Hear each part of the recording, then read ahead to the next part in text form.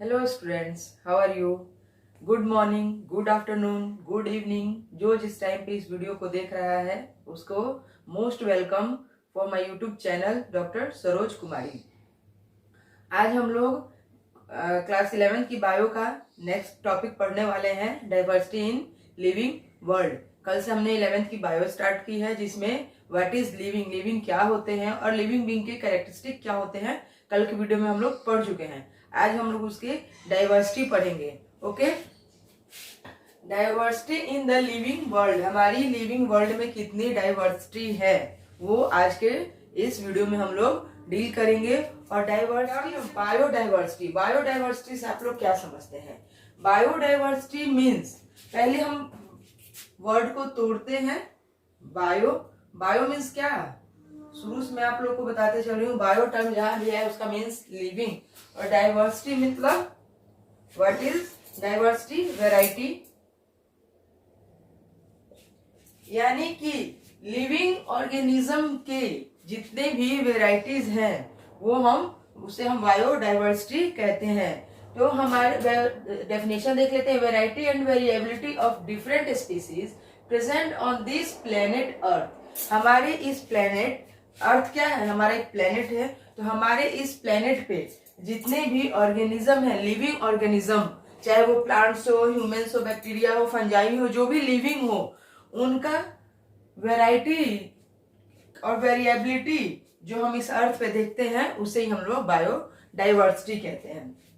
Okay, biodiversity क्या है कि पहले तो हम लोग देखेंगे कि कितने स्पीसीज, अभी तक कितने स्पीसीज की खोज की जा चुकी है, कि हमारे इस प्लेनेट अर्थ पे कितने स्पीसीज हैं।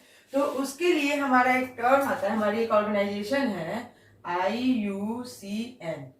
इसका नाम क्या है? International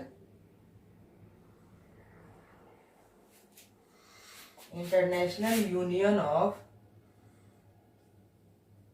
conservation of nature and natural resources. IUCN एक ऑर्गेनाइजेशन है, international union of conservation of nature and natural resources. According to IUCN अभी तक कितने स्पीसीज की खोज की जा चुकी है, या हमारे NCERT में भी दिया हुआ है। अकॉर्डिंग टू और NCERT 1.7 to 1.8 मिलियन, अभी तक 1.7 to 1.8 मिलियन स्पीसीज की डिस्कवरी की जा चुकी है, खोज की जा चुकी है कि इतने स्पीसीज हमारे इस अर्थ पे हैं। या इसे इजी टर्म के लिए हम लोग कह सकते हैं 17 लाख to 18 लाख, राइट? कितनी स्पीसीज की खोज हुई है? 17 से 18 लाख। अभी तक 17 से 18 लाख हमारे स्पीसीज की खोज की जा चुकी है, जिसमें हम लोग अगर देखें रेशियो तो 0.5 मिलियन जो है ये क्या है? प्लांट्स है, राइट? और बाकी 1.25 मिलियन एनिमल्स हैं।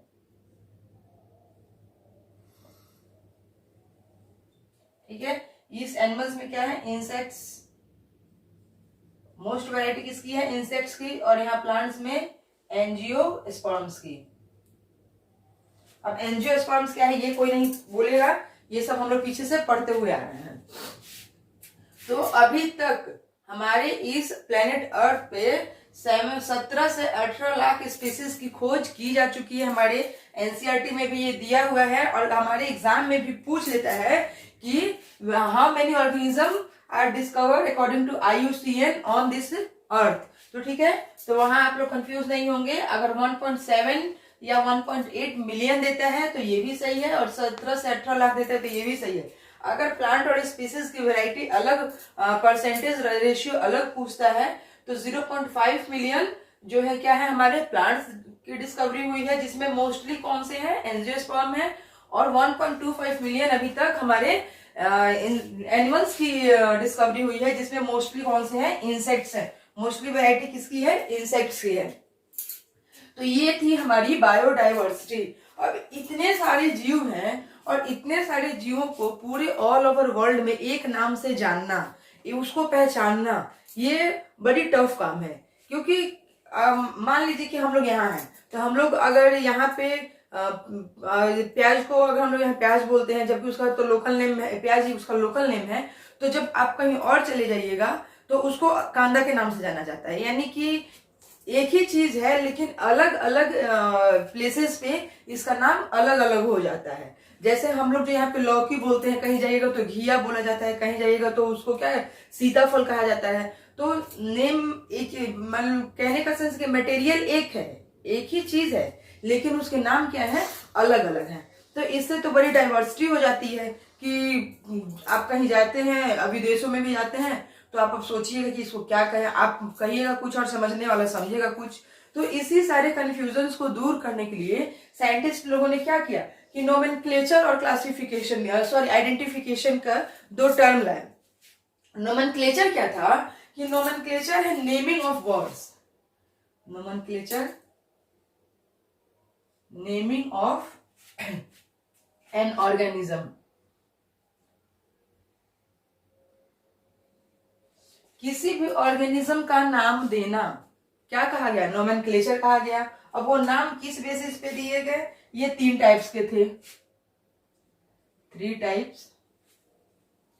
ये 3 टाइप्स के नाम कौन कौन से थे, एक तो उनके लोकल नेम थे, लोकल, जो वहां के लोकल लैंग्वेज में उसे कहा जाता है। दूसरा था उसका इंग्लिश नेम, इंग्लिश नेम। और तीसरा क्या था उसका, साइंटिफिक नेम।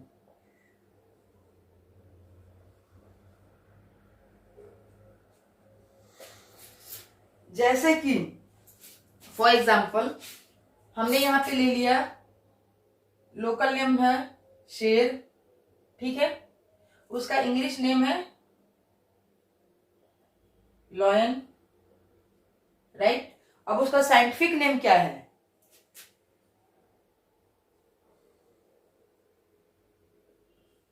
पैंथेरा लियो, ठीक है। तो ये इसका साइंटिफिक नेम हो गया। यानी एक ही चीज का अगर हम लोग कहीं विदेश में जाते हैं, तो मान लीजिए सपोज दैट कि हम लोग अगर वहां शेर बोलते हैं तो लोग वहां नहीं समझते हैं, तो वहां पे इंग्लिश लैंग्वेज काम करती है कि लॉयन बोल दिए तो लॉयन लोग समझ रहे हैं। बट जहां पे लोग उसे भी नहीं समझ रहे हैं, कहीं ऐसी प्लेस पे आप हैं जहां पे ओनली साइंटिफिक नेमों से लोग उस चीजों को जानते हैं, तो वहां अगर हम लोग वहां पैंथेरा लियो बोलते हैं तो लोग उसे समझ जाएंगे कि पैंथेरा लियो शेर को कहा जाता है, पैंथेरा टिग्रिस टाइगर को कहा जाता है। तो इसलिए ये नाम जो है हमारे नोमेनक्लेचर जो हुआ वो 3 तरह से हुआ, ठीक है।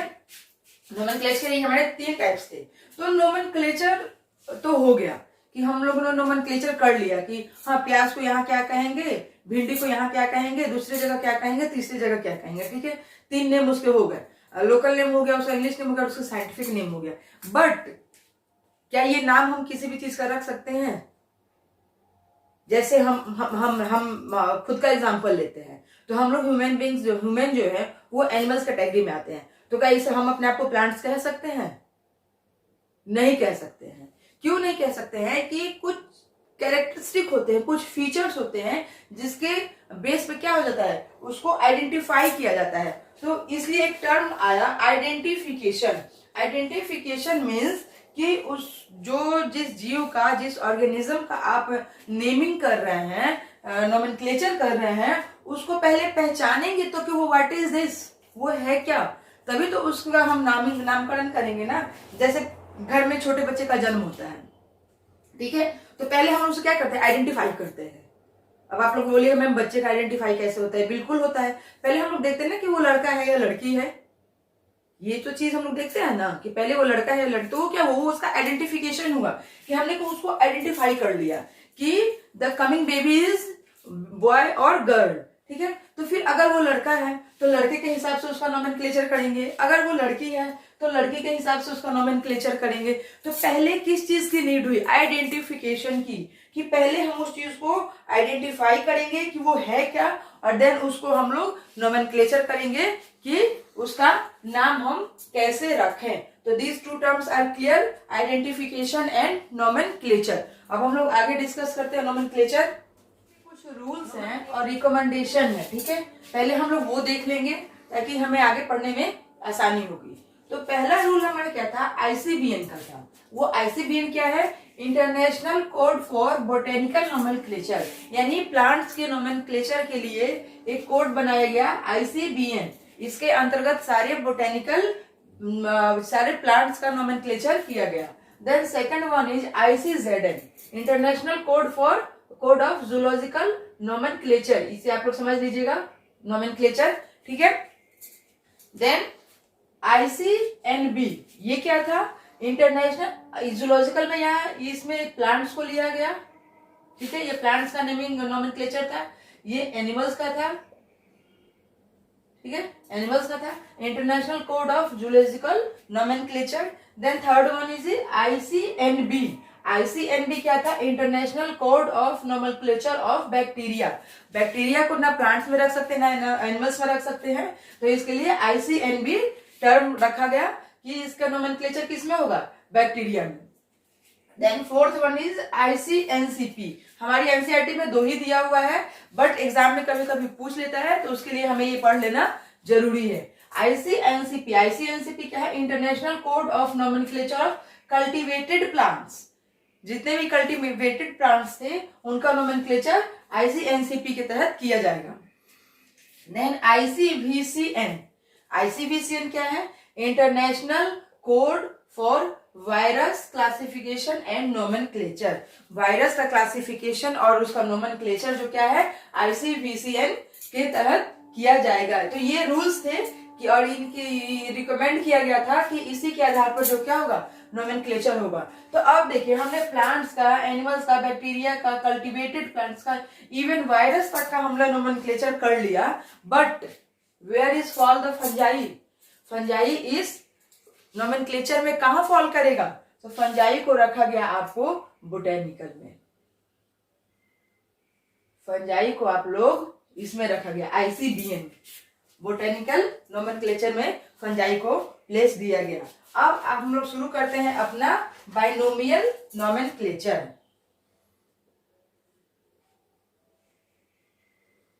बाइनोमियल नोमेनक्लेचर, बाइनोमियल नोमेनक्लेचर का प्रपोजल जो था, किसने दिया था पहले, प्रपोजल जो था इसका कैस्पर बोहीन ने दिया था। कैस्पर बोहीन, इनकी बुक थी, कौन सी बुक थी, पिनेक्स। कब पब्लिश हुई, 1623 में। तो प्रपोजल जो था कि चीजों को बाइनोमियल नोमेनक्लेचर पढ़ चुके हैं आप लोग, अब हम लोग बाइनोमियल नोमेनक्लेचर की बात कर रहे हैं। बाइनोमियल अभी हम लोग पढ़ेंगे, पहले देख लेते हैं कि इसे दिया किसने। तो बाइनोमियल का जो नोमेनक्लेचर का प्रपोजल जो था वो कैस्पर बोहीन ने दिया था, और वो कैस्पर बोहीन ने ये बुक है, डोंट बी कंफ्यूज, ये बुक है और ये ईयर है कब पब्लिश हुई थी, ठीक है। और ये साइंटिस्ट है, उसका तो नाम आप लोग ऐसे पहचान लेंगे। इन्होंने अपनी बुक पिनेक्स में 1623 ईस्वी में, ठीक है, पब्लिश किया था। देन प्रिंसिपल किसने दिया था, प्रिंसिपल किसने दिया था, very famous scientist, you all are know, Carolus Linnaeus. सारे काम तो इन्होंने ही किए थे। कौन सी बुक थी इनकी, फिलोसफिया बोटेनिका।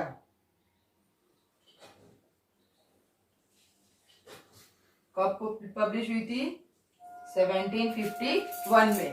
तो बाइनोमियल नोमेनक्लेचर का प्रिंसिपल किसने दिया था, कैरोलस लिनियस ने अपनी बुक इन्होंने पब्लिश की थी, फिलोसफिया बोटेनिका, 1751 में, ठीक है। तो अब बात करते हैं कि प्लांट्स की।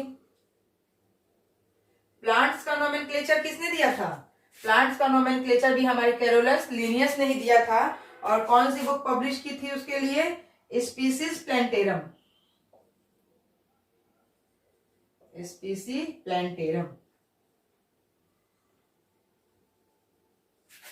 कब पब्लिश हुई थी इनकी बुक? 1753 में।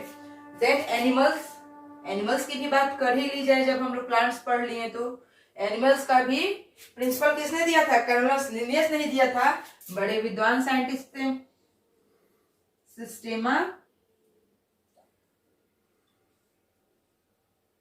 सिस्टेमा नेचुरी,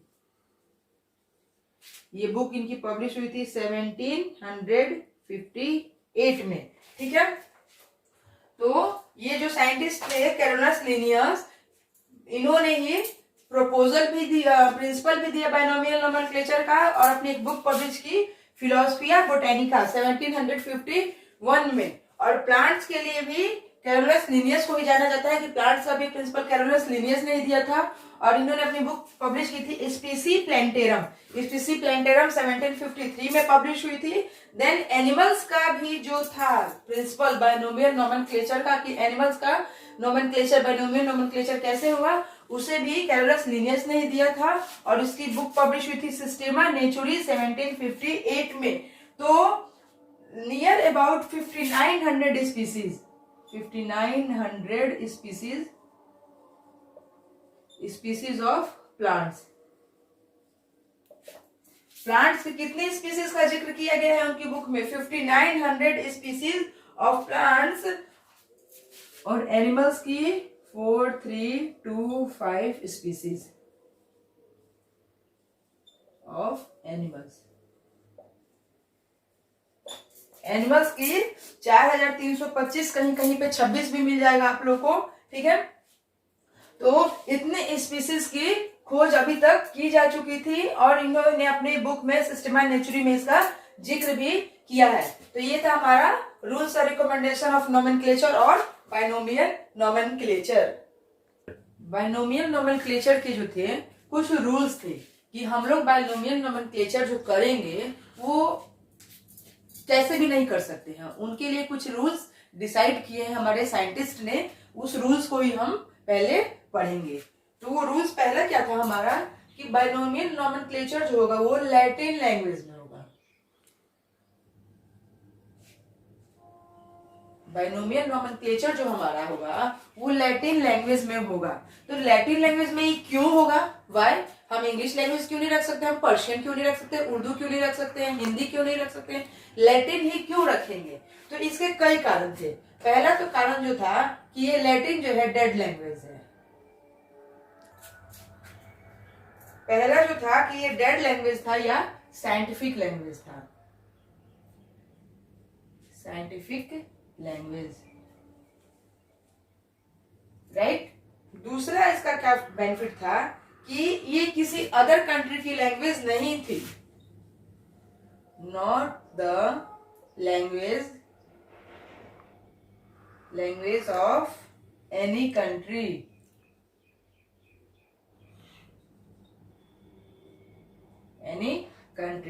ठीक है, एक जो था का कि एक वर्ड का एक ही मीनिंग होता है। लैटिन लैंग्वेज में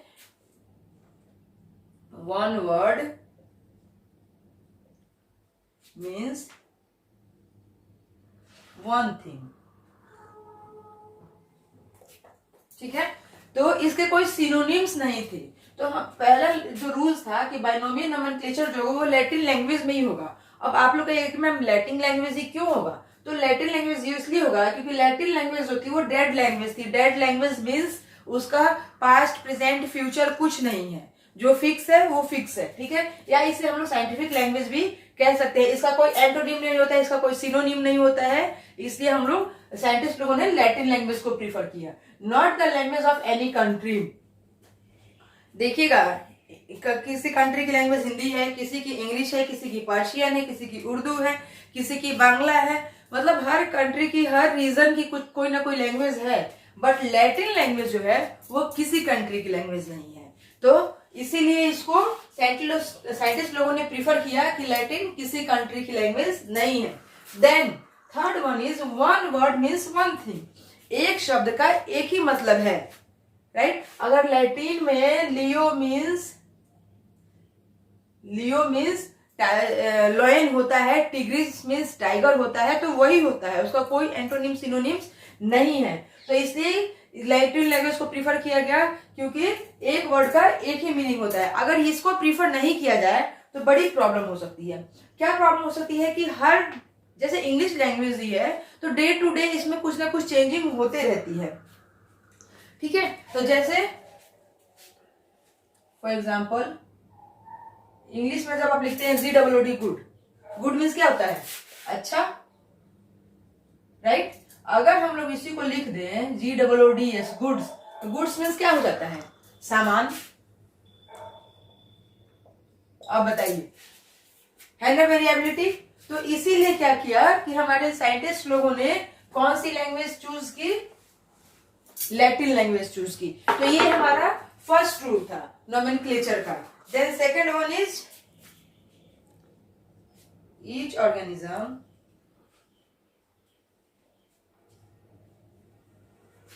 हैज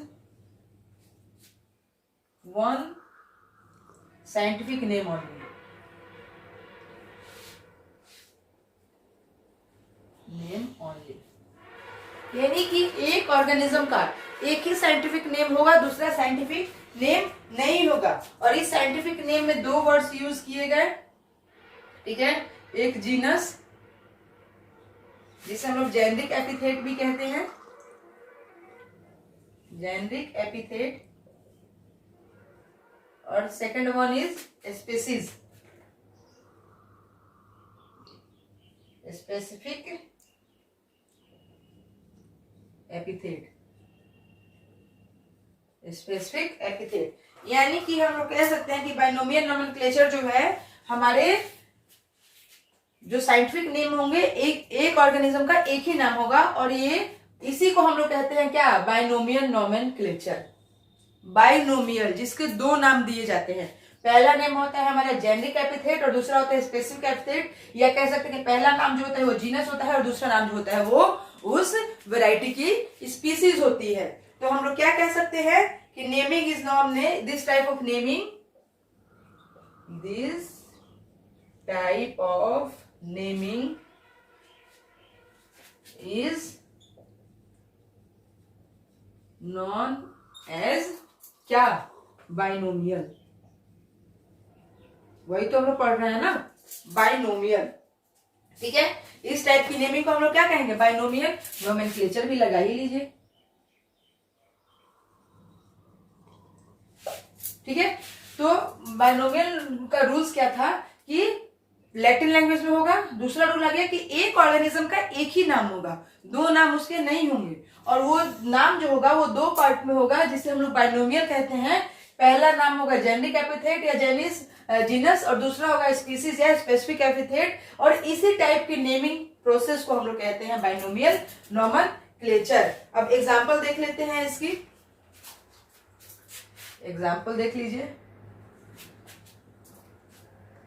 एग्जाम्पल हम लोग लेते हैं मेंजिफेरा, ठीक है।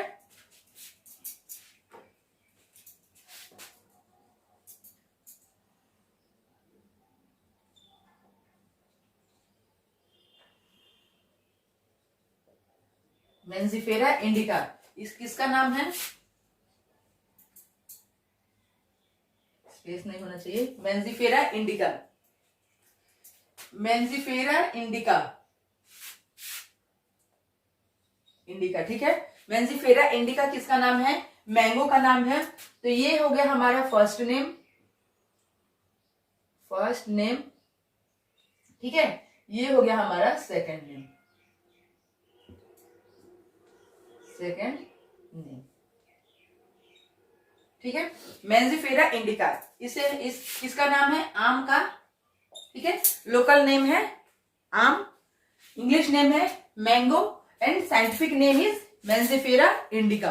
अब मेंजिफेरा इंडिका में मेंजिफेरा जो है वो फर्स्ट नाम हुआ, यानी कि ये जीनस हुई। फर्स्ट नाम क्या होगा? जीनस हुई, और सेकंड नाम क्या हो गया? स्पीसीज हो गई। तो ये हो गया हमारा जेनरिक एपिथेट, ये हो गया स्पेसिफिक एपिथेट। इसलिए मैंने आपको वहां समझाया कि आपको यहाँ दिखेगा कि ये दो टाइप्स के थे। पहला था जेनरिक, जेनस, और दूसरा था स्पीसीज। तो ये हो गया जीनस और ये हो गया स्पीसीज। अब ये थे हमारे दूसरा रूल। तीसरा रूल क्या था? तीसरा रूल क्या होगा आप लोग बताइए? तीसरा रूल होगा कि जो ये जीनस और स्पीसीज होगा तो जीनस का क्या होगा,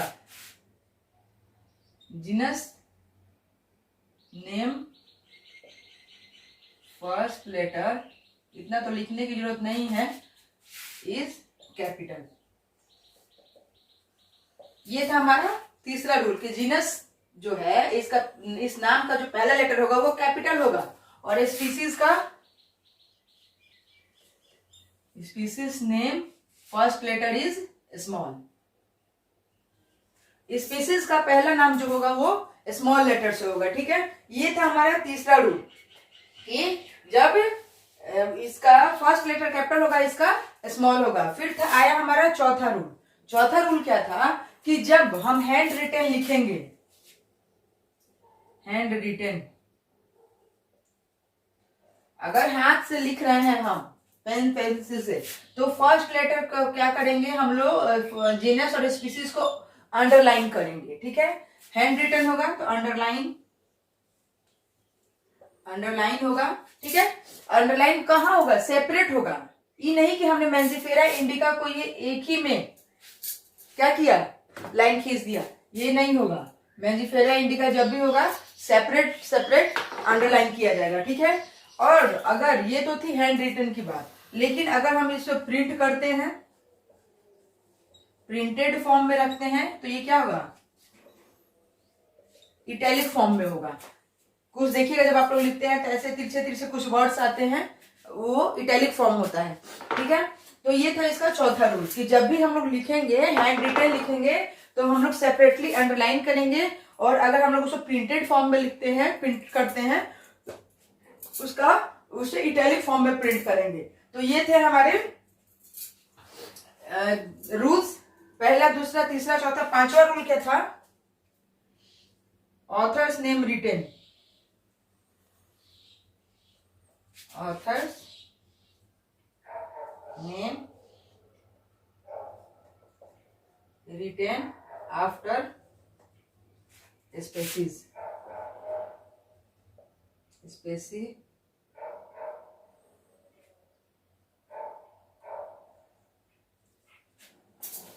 जब इसका नाम जो होगा, मान लीजिए कि कहीं कहीं साइंटिस्ट का नाम भी दिया रहता है, तो साइंटिस्ट का नाम हम लोग जब लिखेंगे तो ऑथर का नाम जो होगा वो हम लोग कहाँ लिखेंगे, स्पीसीज के बाद लिखेंगे। तो ये थी हमारी जेनेरिक एपिथेट जीनस, ये है हमारी स्पेसिफिक एपिथेट स्पीसीज, और ऑथर का नाम कहाँ लिखेंगे, जैसे कि एग्जाम्पल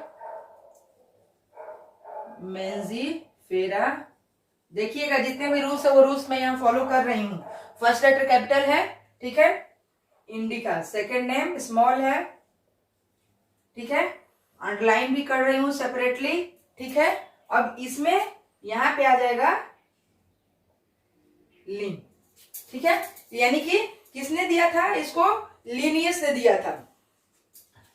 मेंजिफेरा इंडिका नाम किसने दिया था, लिनियस ने दिया था। तो अब जब हम लोगों ने साइंटिस्ट का नाम लिखा तो ये क्या होगा कि पहला रूल साइंटिस्ट के नेम को लिखने का कि ये एब्रिविएटेड फॉर्म में होगा, फुल नेम नहीं लिखेंगे।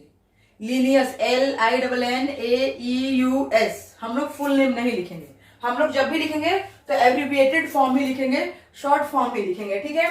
दूसरा रूल था कि नॉट अंडरलाइन, जैसे हम लोग जीनस को अंडरलाइन कर रहे हैं, स्पीसीज को कर रहे हैं, तो हम लोग साइंटिस्ट के नेम को अंडरलाइन नहीं करेंगे, ठीक है। और नॉट इटैलिक, जीनस और स्पीसीज को हम लोग इटैलिक फॉर्म में प्रिंट कर रहे हैं, लेकिन हम लोग साइंटिस्ट के नाम को इटैलिक फॉर्म में प्रिंट नहीं करेंगे, नॉट इटैलिक। ये क्या होगा, रोमन लैंग्वेज में होगा। ये रोमन लैंग्वेज जो हम लोग लिखते हैं इंग्लिश में, वो रोमन लैंग्वेज में होगा। तो ये थे हमारे रूल्स किसके, बाइनोमियल नोमेनक्लेचर के। यहाँ पे आप लोग ऑथर का नेम भी, आप लोग ऑथर के नेम का रूल भी याद रखेंगे कि एब्रिविएटेड फॉर्म में होगा, नॉट अंडरलाइन होगा, इटैलिक फॉर्म नहीं होगा, एंड रोमन लैंग्वेज में होगा। Okay, now come to the next rule. Sixth one rule is principle of priority. छठा रूल हमारा क्या कहता है, बाइनोमियल नोमेनक्लेचर का 5 रूल इसके पहले हमें पढ़ लिए, ये छठा रूल है। सिक्स्थ रूल क्या कहता है कि प्रिंसिपल ऑफ प्रायोरिटी, प्रायोरिटी को क्या किया जाएगा, प्रिफर किया जाएगा कि पहले कौन आया उसके हिसाब से उसे प्रिफर किया जाएगा। और ये जो था मोस्ट इंपॉर्टेंट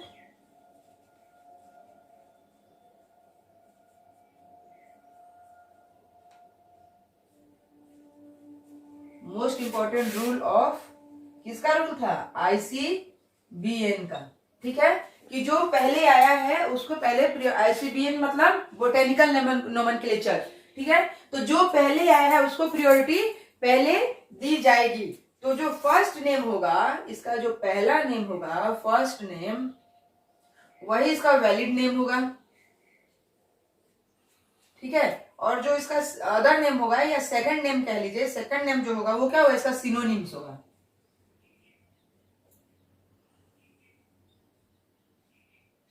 ठीक है, सेकेंड नेम जो होगा वो उसका क्या होगा? सिनोनिम्स होगा। जैसे कि आप लोग जब देखिएगा, गूगल पे सर्च कीजिएगा, तो लाइकोप्रिस्कॉन स्टेलुनम क्या है? जब नाम आएगा ये, तो ये वैलिड नेम होगा। लेकिन अब देखिएगा कि कहीं कहीं पे सोलेनम लाइकोप्रिसियन भी नाम मिलता है।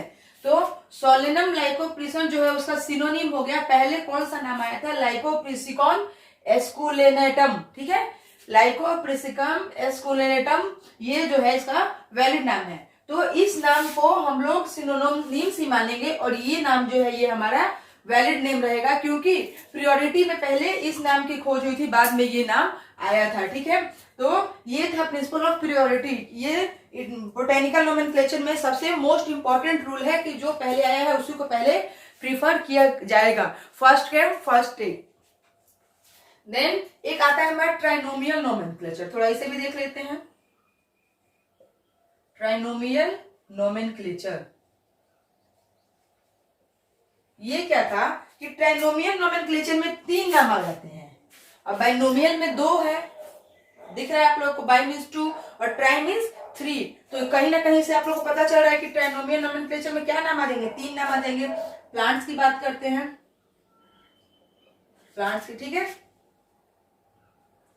एकासिया नीलोटिका, गजब गजब भयंकर नाम होते हैं, नीलोटिका। ठीक है, नीलोटिका।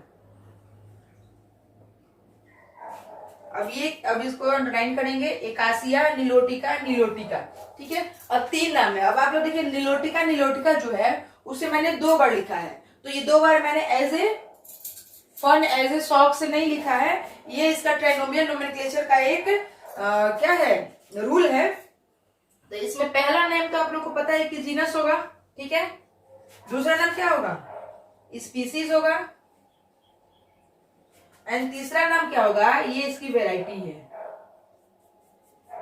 ये इसकी वेराइटी है। किसकी? प्लांट्स की। नीलोटिका वेराइटी का ये पौधा है, एकासिया नीलोटिका, और ये किसका नाम है? बबूल का, बबूल। ये थी हमारी प्लांट्स की बात। अब एनिमल्स में देख लेते हैं। एनिमल्स में क्या होता है? ह्यूमंस का ही ले लेते हैं भाई, सबसे इजी, समझने में आसान।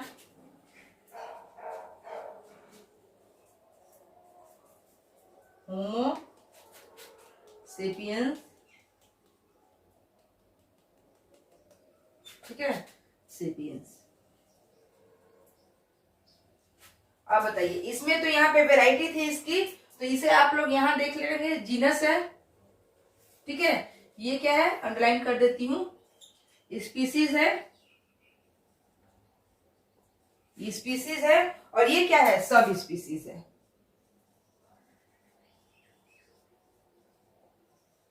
सब स्पीसीज है। तो अगर प्लांट्स की बात की जाए तो ट्राइनोमियल नोमेनक्लेचर में पहला और दूसरा क्लियर है कि जीनस और स्पीसीज होगा। अगर तीसरा नाम आ जाता है तो वो प्लांट्स की वैरायटी होती है, बट ये होता नहीं है। आप लोग एज ए नॉलेज मैंने बता दिया है, आपकी बुक में भी दिया हुआ है, फॉलो बाइनोमियल नोमेनक्लेचर ही होता है। ठीक है, लेकिन आप लोग कभी कभी एग्जाम में अगर ऐसा पूछ दे कि what is the nilotica in the Acacia nilotica nilotica, तो आप लोग वहां बताएंगे कि नीलोटिका जो है वैरायटी है। ठीक है, डोंट बी कंफ्यूज कि स्पीसीज है या जीनस है। अगर एनिमल्स की बात करती है तो ह्यूमन बींग्स का क्या नाम है? साइंटिफिक नेम होमो सेपियंस। तो होमो सेपियंस सेपियंस, ठीक है, तो होमो हो गया इसका जीनस, सेपियंस हो गया स्पीसीज, और थर्ड सेपियंस जो है, सेकंड सेपियंस या फिर कह सकते हैं थर्ड नेम, थर्ड पार्ट, वो क्या होगा? उसकी सब स्पीसीज हो जाएगी, राइट। अब कहीं कहीं देखिएगा कि एक जैसे 2 नाम मिल जाते हैं, जैसे बताती हूं मैं आपको, RA TUS, रेटस, रेटस, ठीक है, या गोरिल्ला, गोरिल्ला, गोरिल्ला,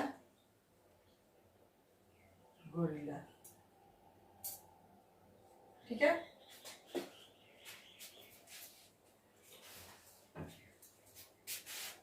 अब देखिए, ये इसकी जीनस है, ये इसकी जीनस है, ये इसकी स्पीसीज है, ठीक है। ये इसकी जीनस है, ये इसकी स्पीसीज है, ठीक है। डोंट बी कंफ्यूज जी और एस, ये जीनस है, ये स्पीसीज है, रेटस, रेटस, ठीक है। ये गोरिल्ला, गोरिल्ला, ये भी जीनस है, ये भी स्पीसीज है, क्योंकि फर्स्ट नेम कैपिटल लिखा हुआ है तो जीनस है, सेकंड नेम स्मॉल लिखा हुआ है तो स्पीसीज है, और दोनों को सेपरेटली अंडरलाइन किया हुआ है, ठीक है। तो जब जीनस और नेम स्पीसीज का नाम सेम हो तो उसे हम लोग टूटोनिम कहते हैं, टूटोनिम, TAUTONYM, उसे हम लोग टूटोनिम कहते हैं। कब कहेंगे कि when the genus and species name is same, ठीक है। जब जीनस और स्पीसीज का नाम सेम होगा तो उसे हम लोग टूटेनिम कहेंगे, और ये टूटेनिम कहाँ लागू होगा? सिर्फ एनिमल्स में, नॉट एप्लीकेबल इन प्लांट्स। इस चीज को आप लोग ध्यान रखेंगे, नॉट एप्लीकेबल इन प्लांट्स, ये प्लांट्स पे एप्लीकेबल नहीं होता है, ये सिर्फ एनिमल्स पे ही एप्लीकेबल होता है। अब कहीं कहीं देखिएगा कि जीनस का नेम तो सेम है लेकिन स्पीसीज का नाम डिफरेंस है, जैसे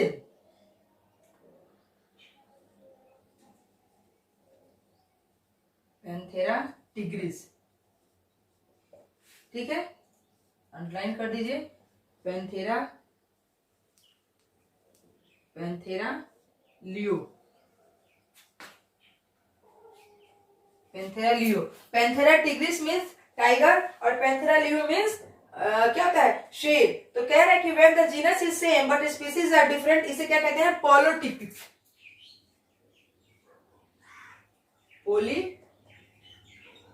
पॉलीटिपिक, ठीक है, पॉलीटिपिक, पॉलीटिपिक और टूटेनियम में आप लोग डिफरेंस समझ में आ गया कि जब जीनस और स्पीसीज दोनों सेम होगा तो उसे टूटेनियम कहेंगे, और जब जीनस सेम होगा और स्पीसीज डिफरेंट होगा तो उसे हम लोग पॉलीटिपिक कहेंगे। और ये क्या होता है? ये भी आपको एनिमल्स पे ही नहीं, ये प्लांट्स, एनिमल और प्लांट्स, सॉरी पॉलीटिपिक एनिमल और प्लांट्स दोनों पे ही लागू होता है, जैसे सोलेनम ट्यूबेरोसम और सोलेनम निलोटिका, ठीक है।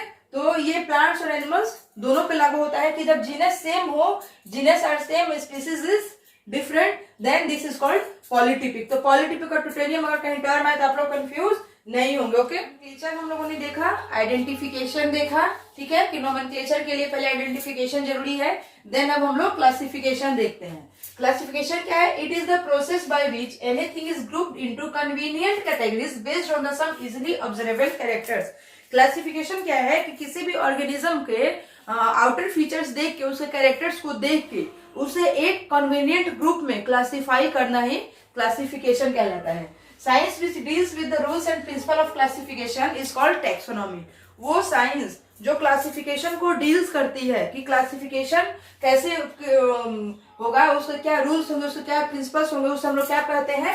टैक्सोनॉमी कहते हैं, ठीक है। देन फादर ऑफ टैक्सोनॉमी कौन थे?